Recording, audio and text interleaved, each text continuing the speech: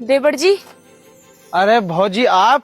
प्रणाम भौजी। रुक जा छोटे, तुझे जरूरत नहीं है इसके पैर छूने की। क्यों आई हो यहाँ? हम दोनों ना भूल चुके हैं तुम्हें। चलो जाओ यहाँ से। आप ऐसा क्यों कह रहे हैं? आप हमें यहाँ से जाने के लिए क्यों कह रहे हैं? अरे हम तो आपकी पत्नी है ना। आज याद आ रही है तुम्हें? हम तुम्हारे पति हैं। इतने सालों से कहाँ थी? पहले याद नहीं आई तुम्हें हमारी? चलो जाओ यहाँ से, हमें कोई जरूरत नहीं है तुम्हारी। अरे आप हमारी बात समझने की कोशिश करिए। हम इतने दिनों से घर लौटकर इसलिए नहीं आए क्योंकि हम कहीं फंस गए थे। बट भक्त, मैं तुझे वचन देती हूँ कि तेरे घर में कभी पैसों की दिक्कत नहीं होगी। अगर तुम चाहता है कि मैं तेरे घर आऊँ तो इस वीडियो को 5 लोगों को भेजकर कमेंट में माता लक्ष्मी लिखकर कर लेना। मैं जल्द ही तेरे घर आऊंगी। ना हम घर लौटकर क्यों नहीं आते? ये हमारा अपना घर है। घर था लेकिन अब नहीं है। वो घर तो हमने ना तुम्हारी पढ़ाई लिखाई के लिए बेच दिया था। और तो और हमारी दुकानें भी थी, लेकिन तुम्हारी पढ़ाई के चक्कर में ना हमने अपनी दुकानें बेच दी। सब कुछ बर्बाद हो गया तुम्हारे चक्कर में।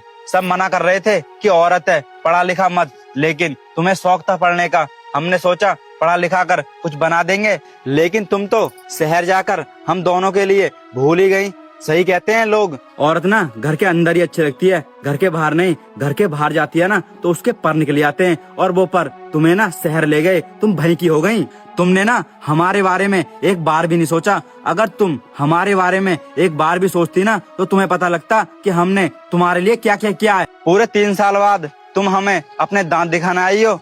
जब हमें तुम्हारी जरूरत थी तब तो नहीं आई तुम। अब क्या करने आई हो? जाओ यहाँ से। हमने ना तुम्हारे बिना रहना सीख लिया है। अरे यार तुम मुझे घर से क्यों निकाल रहे हो?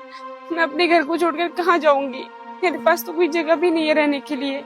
अरे क्या बात सुने हम तुम्हारी वजह से हमें इस झोंपड़ी में रहना पड़ रहा है। तुम्हारी वजह से हम कर्जे में डूब चुके हैं। कर्जदार रोज रोज हमारे घर पर आते हैं पैसे मांगने। अब तुम ही बताओ कहाँ से दूं मैं अब उन लोगों को पैसे?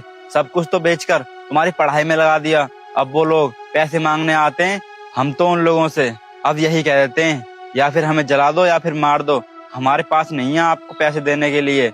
इतने सालों से हम उन लोगों से यही बोलते आ रहे हैं। अब तुम ही बताओ हम क्या कह सकते हैं उन लोगों से? हमारे पास जब देने के लिए पैसे ही नहीं है तो वो लोग हमें न चैन से जीने देते हैं न मरने देते हैं। आप हमारी बात सुनने का मौका तो दीजिए। हमारे ऊपर बहुत बड़ी विपदा आ चुकी थी, इसलिए हम घर लौट कर नहीं आए। भैया भाभी को अपनी बात रखने का मौका तो दीजिए, इन्हें एक बार बोलने तो दीजिए ना। छोटे क्या बात सुने हम इनकी बात सुन सुन के हमें ये नौबत आ गई है कि झोंपड़ी में रहना पड़ रहा है हमको। पर भैया जब तक आप भाभी को बोलने का मौका नहीं दोगे तो पता कैसे पड़ेगा भाभी सही है या फिर गलत? भाभी बताओ क्या बात है? हाँ हम बताते हैं। जब आप हमें ट्रेन में छोड़कर आए